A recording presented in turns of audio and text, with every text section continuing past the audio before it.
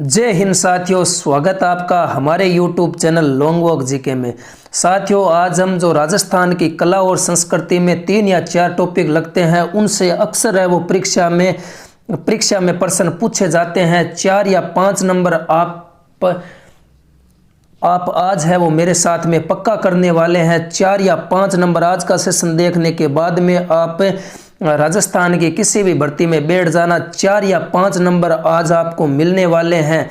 साथियों, अगर आपको हमारे द्वारा दी गई जानकारी अच्छी लगती है तो अपने एक दोस्त को शेयर ज़रूर करना और कमेंट करके बताना कि आपको वीडियो कैसा लगा। वीडियो को एक लाइक कर देना और चैनल को तो सब्सक्राइब। साथियों, सबसे पहले ये काम कर देना, आप चैनल को सब्सक्राइब कर देना। अगर आपको वीडियो अच्छा लगे तो चैनल को सब्सक्राइब करना मत भूलना, बेल आइकन को प्रेस भी करना, ताकि मैं आपके लिए आगे भी ऐसी मेहनत है वो लगातार जारी रख सकूं। साथियों, आपके सपोर्ट की है वो बहुत ज़्यादा ज़रूरत है, आप सोच ही नहीं सकते साथियों, उतनी ज़्यादा ज़रूरत है आपके अपने भाई जोगिंदर को। साथियों, आप सभी के लिए 2 लाइनें गिरते हैं। सह सवार ही मैदाने जंग में, वो तिफल ही क्या गिरेंगे जो घुटनों के बल चले हो। साथियों, तो बढ़ते हैं आज के हमारे इस सेशन पर। सबसे पहले बात करने वाले हैं महोत्सव के बारे में। महोत्सव के बारे में बात करेंगे। मीरा महोत्सव, मेवाड़ उद्योग महोत्सव, ये कहाँ का है? मेवाड़ उद्योग महोत्सव है वो पूछा जाता है। ये दोनों चित्तौड़गढ़ में है। मीरा महोत्सव और मेवाड़ उद्योग महोत्सव चित्तौड़गढ़ में है। जयपुर में बाणगंगा महोत्सव है, तीज महोत्सव है, गणगौर महोत्सव है, हाथी महोत्सव है और पतंग महोत्सव है, और बूंदी में कजली तीज महोत्सव है। बूंदी में क्या है? बूंदी में कजली तीज महोत्सव है। जैसलमेर में मरु महोत्सव है। जैसलमेर के अंदर मरु महोत्सव है। पर्यटक महोत्सव है, जैसलमेर के अंदर भी मरु महोत्सव है। जोधपुर के अंदर मारवाड़ महोत्सव है और बाड़मेर में थार महोत्सव है। बाड़मेर की बात करेंगे, बाड़मेर में थार महोत्सव और बैलून महोत्सव कहाँ का है? बाड़मेर का। बीकानेर का तो ऊंट महोत्सव फेमस है, सबने ठा है। और जो मंचकुंड तीर्थ महोत्सव है वो धौलपुर को फेमस है, और उदयपुर को मेवाड़ महोत्सव फेमस है। उदयपुर को मेवाड़ महोत्सव फेमस है। बढ़ते हैं आगे। सिरोही में शरद और ग्रीष्म महोत्सव प्रसिद्ध है। सिरोही में सर्दी और गर्मी में जो महोत्सव लगते हैं, जो फेस्टिवल लगते हैं, वो फेमस है। सिरोही में शरद महोत्सव और ग्रीष्म महोत्सव। राजसमंद में अन्नकूट महोत्सव और हल्दी घाटी महोत्सव। और जोधपुर के अंदर गुड़ला महोत्सव। भरतपुर के अंदर ब्रज महोत्सव, गरुड़ महोत्सव। ये कहाँ का है? ये भरतपुर का है, ब्रज महोत्सव और गरुड़ महोत्सव। साथियों, ये तो हो गई महोत्सव की बात। अब बात करेंगे अकादमी और संस्था की। अकादमी और संस्था ये भी है वो बड़ा इम्पोर्टेंट है, इम्पोर्टेंट टॉपिक रखता है। कला और संस्कृति में बहुत इम्पोर्टेंट टॉपिक रखता है अकादमी और संस्थान। जयपुर की बात करेंगे। जयपुर में राजस्थान संगीत अकादमी है जिसकी स्थापना 1950 में होती है। गुरु नानक संस्थान जयपुर में है जिसकी स्थापना 1969 में होती है। और जयपुर कथक केंद्र है जिसकी स्थापना 1978 में होती है। उसके बाद में आगे और बात करेंगे। साथियों, मेरे द्वारा जो भी जानकारी यहाँ पर दी जाती है, अरबा जानकारी फालतू होने जुड़ा आ बात ध्यान रहा गया। थाने में आगे आने वाला पेपर जद बनेला नहीं राजस्थान एग्जाम का, तो 12 महीने थाने 8 टॉपिक रमायनु प्रश्न में बताणु ला, स्क्रीन शॉट ले याद रह गया सगड़ा। फिर बाद रामायण बात करा। मदरसा ए हुनरी की स्थापना 1857 में होती है, लेकिन 1866 में इसका नाम बदलकर Rajasthan school arts and craft कर दिया जाता है, जिसका निर्माण है वो सवाई राम सिंह के द्वारा करवाया जाता है। पुरातत्व व संग्रहालय विभाग की स्थापना कब होती है? पुरातत्व व संग्रहालय विभाग की स्थापना होती है 1956 में होती है। कब होती है? 1956 में होती है। और पुरातत्व व संग्रहालय विभाग के द्वारा द रिसर्च पत्रिका निकाली जाती है या पत्रिका का प्रकाशन होता है। द रिसर्च पत्रिका किसके द्वारा निकाली जाती है या किसके द्वारा प्रकाशन होता है? तो पुरातत्व व संग्रहालय विभाग के द्वारा द रिसर्च पत्रिका का प्रकाशन होता है। बढ़ते हैं आगे। आप जोड़ दीजिए अपने साथियों को इसी तरह। इसी सेशन, ये सेशन है वो बड़ा शानदार होने वाला है एग्जाम की दृष्टि से। राजस्थान उर्दू अकादमी की स्थापना 1979, राजस्थान सिंधी अकादमी की स्थापना 1979 और राजस्थान सिंधी अकादमी के द्वारा वार्षिक पत्रिका रिहाण का प्रकाशन किया जाता है। राजस्थान सिंधी अकादमी 1979 में स्थापना होती है और इसी के द्वारा रिहाण वार्षिक पत्रिका का प्रकाशन किया जाता है। पोथीखाना संग्रहालय जयपुर में, गुड़ियों का संग्रहालय जयपुर में और गोल्फ अकादमी जयपुर में, राष्ट्रीय आयुर्वेद संस्थान जयपुर में, पंडित झाबरमल शोध संस्थान की स्थापना 2000 में कहाँ पर है? जयपुर में। श्री रामचरण प्राचार्य विद्यापीठ व संग्रहालय की स्थापना 1960 जयपुर में। राजस्थान ललित कला अकादमी की स्थापना 24 नवंबर 1957 को होती है, कहाँ पर है? जयपुर में। राजस्थान हिंदी ग्रंथ अकादमी की स्थापना 15 जुलाई 1969 को स्थापना होती है, कहाँ पर है? जयपुर में।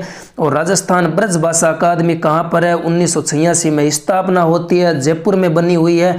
और राजस्थान ब्रज भाषा अकादमी के द्वारा जो 3 महीनों की पत्रिका का प्रकाशन किया जाता है, त्रैमासिक पत्रिका का प्रकाशन कौन सी है? ब्रज शतदल।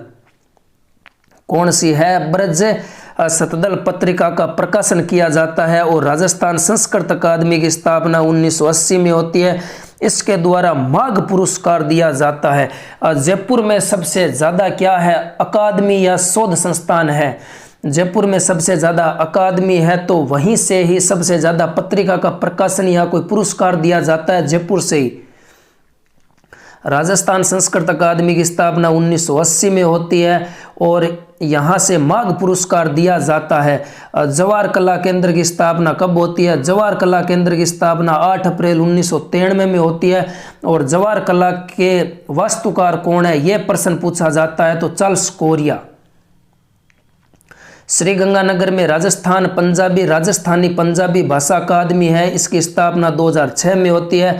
हनुमानगढ़ के मायने स्वामी केशवानंद स्मारक संग्रहालय की स्थापना होती है। और चूरू के अंदर नगर श्री लोक संस्कृति शोध संस्थान है, जिसकी स्थापना 1964 में होती है।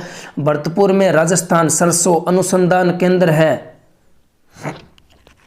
राजस्थान सरसों अनुसंधान केंद्र कहाँ पर है? भरतपुर में है। और ब्रज भाषा अकादमी कहाँ पर है? ये भी भरतपुर में है। कहाँ पर है? भरतपुर में है।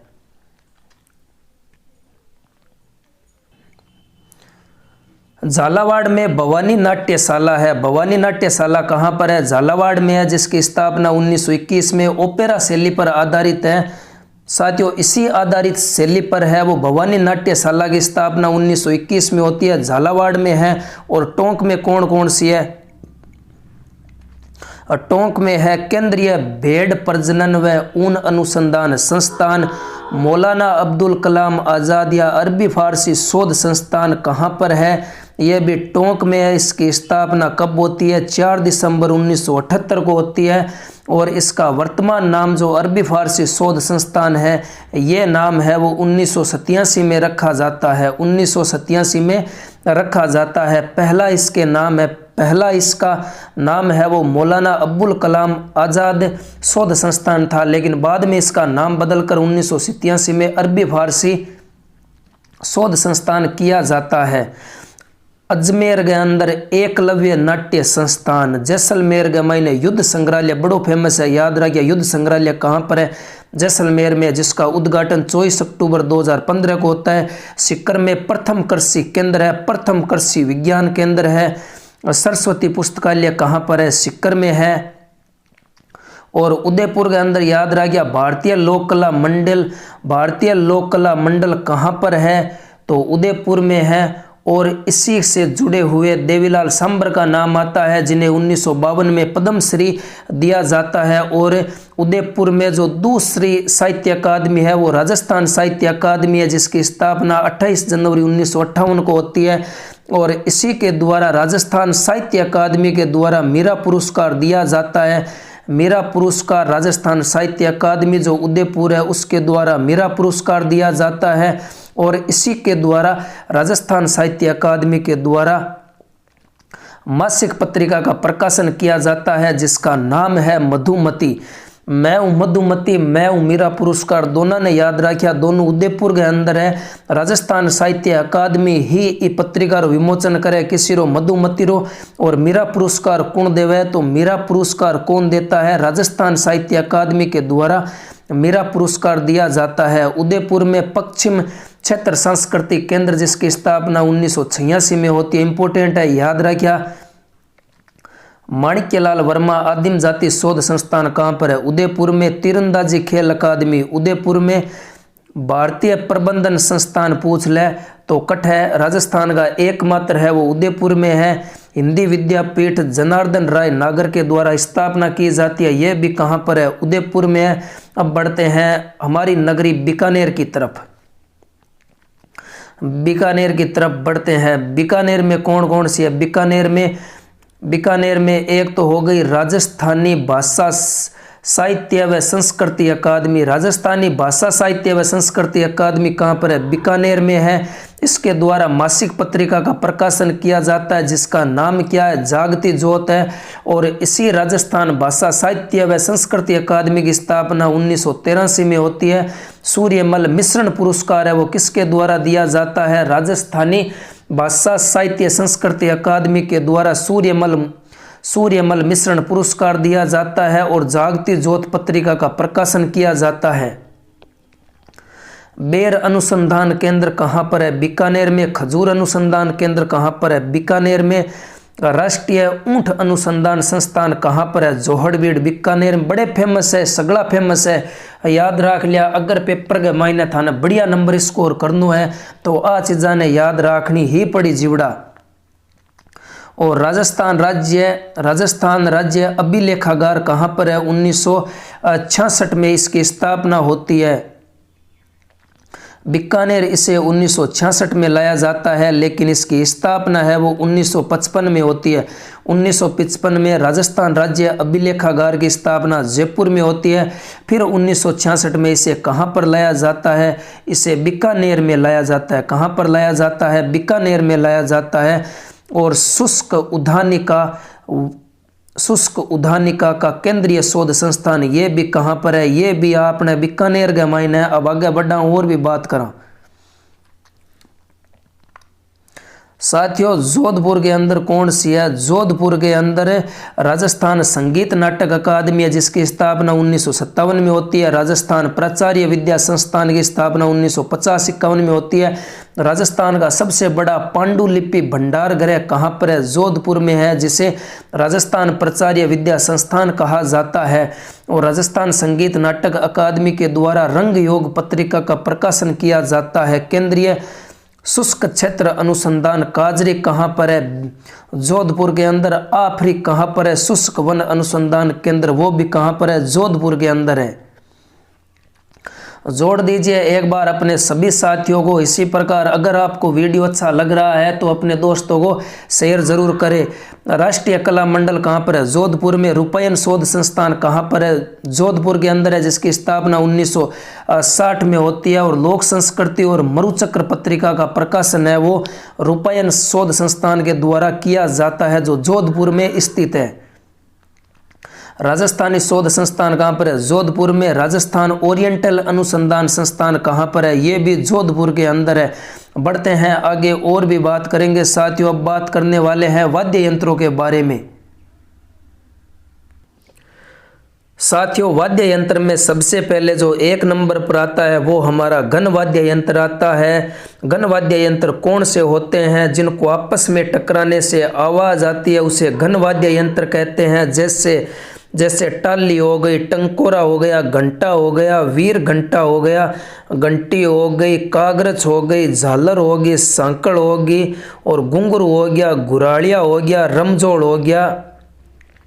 और मजीरा रो प्रयोग है जिको 13 ताली नृत्य माथे करी जाए। 13 ताली नृत्य के ऊपर मजीरा का उपयोग किया जाता है। और 13 ताली नृत्य है वो रामदेव जी के मेले में कामड़िया जाति की महिलाओं के द्वारा किया जाता है।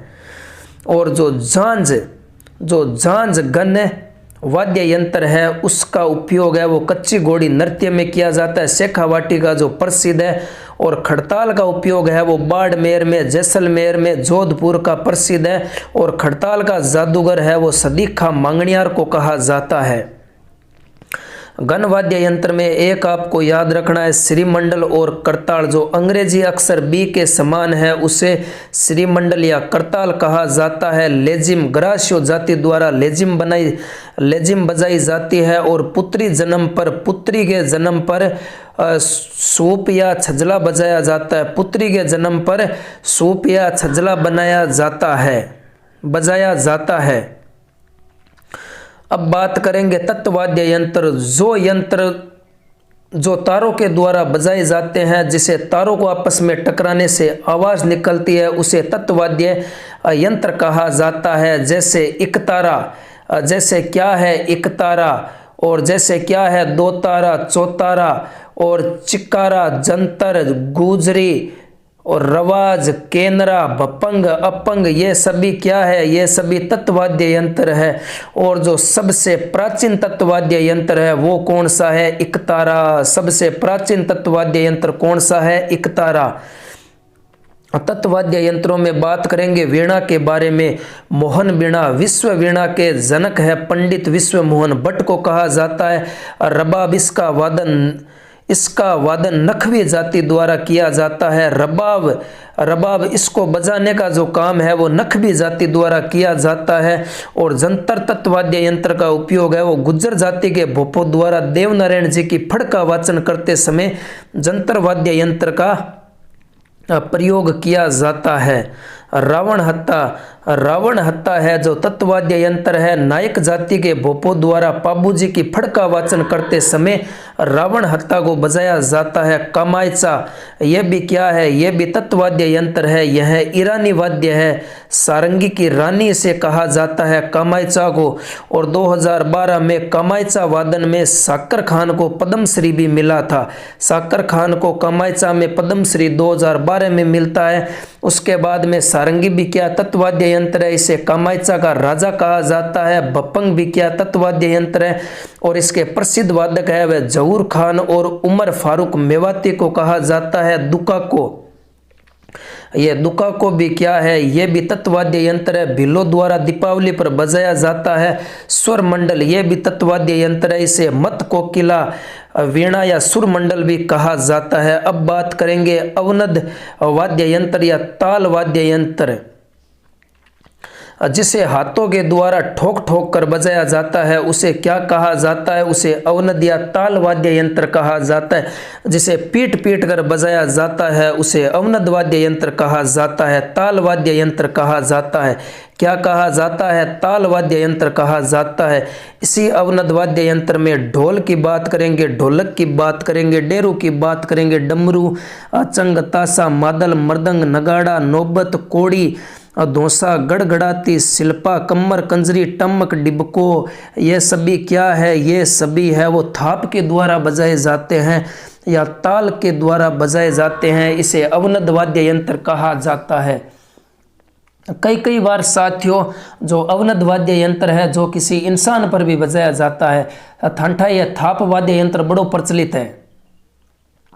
बड़ा आगे फिर बाद रामायण बात करा ताशा की बात करा। ताशा भी क्या है, अवनद वाद्य यंत्र है। जैसे ताजिए निकालते समय मुस्लिम जाति द्वारा बजाया जाता है। और उसके बाद में आगे बात करेंगे नगाड़ा। नगाड़े का जादूगर है वो रामकिशन सोलंकी को कहा जाता है जो पुष्कर अजमेर के हैं। और मादल का वादन है वो मादल है वो भिल्लो द्वारा गौरी नृत्य में बजाया जाता है मादल। और जो दमामा या टमक है ये सबसे बड़ा वाद्य यंत्र है। अवनद वाद्य यंत्रों में सबसे बड़ा वाद्य यंत्र कौन सा है, दमामा है या टमक है, क्या है, टमक। बढ़ते हैं आगे, आप इसी तरह जुड़े रहिए। अगर आपको जानकारी अच्छी लगती हो तो अपने दोस्तों में शेयर जरूर करें साथियों। ये मेरी छोटी सी आपसे है वो विनती है। अब बात करेंगे सुशीर वाद्य यंत्रों की। सुशीर वाद्य यंत्र ऐसे होते हैं जो मुंह के द्वारा फूंक लगाने पर बजाया जाता है, उसे सुशीर वाद्य यंत्र कहा जाता है। जैसे सहनाई, सुरनाई, बांसुरी, पुंगी, नागफणी, बिगुल, बांकिया, बुंगड़, मोरचंगरे बाद के मायने अड़गोजा, दुराड़िया, मराग, सुरमंडल, सतारा, तुरई, तारपी, नड़, बरगू, पेड़ी, पावरी, ये सभी क्या है, ये सभी क्या है जीवड़ा, ये सभी सुशीर वाद्य यंत्र है। ये सभी क्या है, ये सभी सुशीर वाद्य यंत्र है। बांसुरी को फूंक के द्वारा बजाया जाता है तो बांसुरी को क्या कहा जाता है, सुशीर वाद्य यंत्र कहा जाता है। और बांसुरी के जादूगर है वो हरिप्रसाद चौरसिया को कहा जाता है। शहनाई के लिए बिस्मिल्लाह खान को भारत रत्न मिला था 2001 में। शहनाई के लिए बिस्मिल्लाह खान को है वो 2001 में भारत रत्न मिला था। और शहनाई बजाने वाले में साथियों और भी नाम आता है, जैसे चांद मोहम्मद खान का आता है। और प्रमुख शहनाई वादिका है वो मांगी बाई है। कौन सी है, मांगी बाई है। मांगी बाई 13 ताली की प्रसिद्ध नृत्यांगना, वो भी कौन सी है, मांगी बाई। याद रखिया रे, याद रखिया, 13 ताली की प्रसिद्ध नृत्यांगना वो भी कौन सी है, मांगी बाई। मांगी बाई 13 ताली नृत्य भी करे, शहनाई भी बड़ी जोर की बजावे है मांगी बाई। और सुरनाई है जी की विश्व प्रसिद्ध सुरनाई वादक कौन है, पेप्पे खां मांगणियार। सुरनाई का प्रसिद्ध जो वादक है वो पेप्पे खां मांगणियार है। अड़गोजा राजस्थान का राज्य वाद्य यंत्र है। और इसके अड़गोजा के प्रमुख वादक, इसको बजाने वाले में सबसे बड़ा नाम आता है वो आता है, अड़गोजा बजाने में सबसे भारी नाम आता है धोंदो खान। धोंदो खान। और रामनारायण चौधरी, रामनारायण चौधरी है वो पदमपुरा जयपुर के हैं।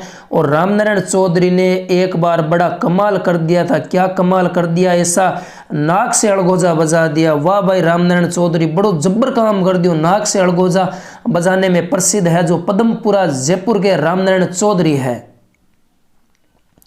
उसके बाद में बांकिया, ये भी क्या है, बांकिया भी क्या है, बांकिया क्या है, सुशीर वाद्य यंत्र है। सरगड़ा जाति द्वारा इसे बजाया जाता है। भुंगड़ यह है रणबेरी वाद्य है। भवाई जाति का प्रिय वाद्य कौन सा है, भवाई जाति का जो प्रिय वाद्य यंत्र है जिसे सुशीर वाद्य यंत्र, सुशीर वाद्य यंत्रों में भुंगड़ जो सबसे बड़ा फेमस है।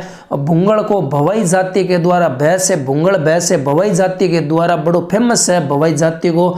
मोरचंग सुशीर वाद्य यंत्रों में सबसे छोटा है। और पश्चिम राजस्थान में लंगा जाति द्वारा बजाया जाता है। यह यूरोप के जूफ हारस से मिलता जुलता है। यूरोप के जूफ हारस से मिलता जुलता कौन सा है, मोरचंग है। कौन सा है, मोरचंग है। मोरचंग है। और मोरचंग को स्त्री और पुरुष दोनों बजाते हैं। नड़ के प्रमुख वादक है वो कर्णा भील है जो जैसलमेर के रहने वाले हैं। बरगू, इसका वादन भी सरगरा जाति के द्वारा किया जाता है। पावरी है वो सी के समान होती है, अंग्रेजी अक्षर। और जो घुराड़िया है यह बांस का बाजा या इसे घोड़िया कहा जाता है। घोड़ियू कहा जाता है। क्या कहा जाता है, घुराड़िया को घोड़ियू कहा जाता है। अब साथियों विश्वविद्यालय के बारे में खतरनाक बात करने वाले हैं, आप जुड़े रहे इसी प्रकार हमारे साथ में। साथियों आपके द्वारा लाइक और कमेंट किया जाता है तो हमें भी बड़ा अच्छा फील होता है, हमें भी बहुत खुशी मिलती है कि हमको भी चाहने वाले हमारे मित्र बैठे हैं, उनके लिए मेहनत करनी है, रात और दिन एक करनी है। तो साथियों आप अपने दोस्तों को शेयर जरूर कर दीजिए और वीडियो पर नए हो तो वीडियो को लाइक करके चैनल को सब्सक्राइब जरूर कर दे। बात करेंगे विश्वविद्यालय के बारे में, यूनिवर्सिटी के बारे में बात करेंगे कि किस जिले में कौन सी यूनिवर्सिटी है। बीकानेर में स्वामी केशवानंद कृषि विश्वविद्यालय है। जोधपुर में राष्ट्रीय विधि विश्वविद्यालय है। स्कूल ऑफ डेजर्ट साइंस कहाँ पर है, जोधपुर में है। डॉक्टर राधाकृष्ण राजस्थान आयुर्वेद विश्वविद्यालय, ये भी कहाँ पर है, तो ये भी कहाँ पर है, जोधपुर के अंदर है। और जोधपुर के अंदर है।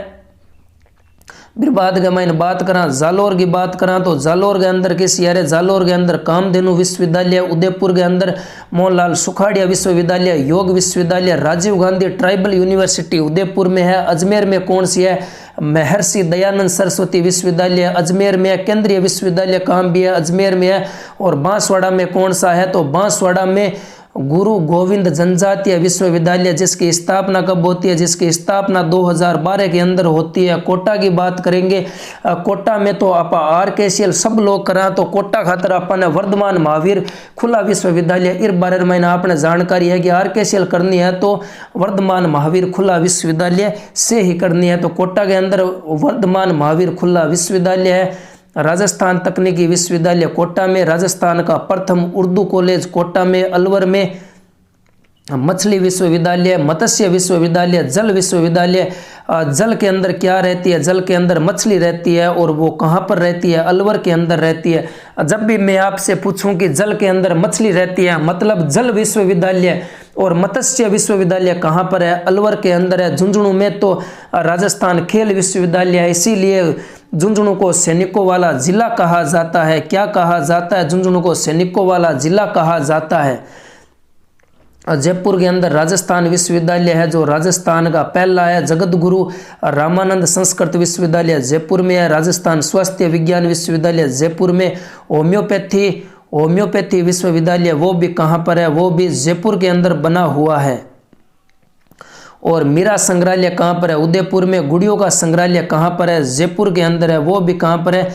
जयपुर के अंदर है। तो साथियों, ये थी हमारी आज की क्लास है। साथियों, आज के इस सेशन को देखने के बाद में आपके 4 और 5 नंबर है वो बिल्कुल एकदम पक्के होने वाले हैं। एकदम सोने पर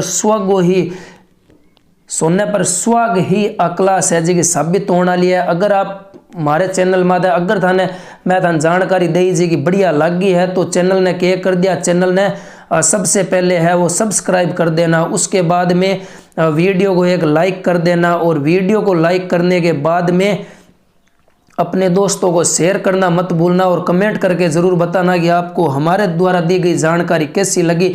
इसी के साथ में मिलते हैं कुछ नए टॉपिक के साथ में। तब तक के लिए जय हिंद, जय भारत।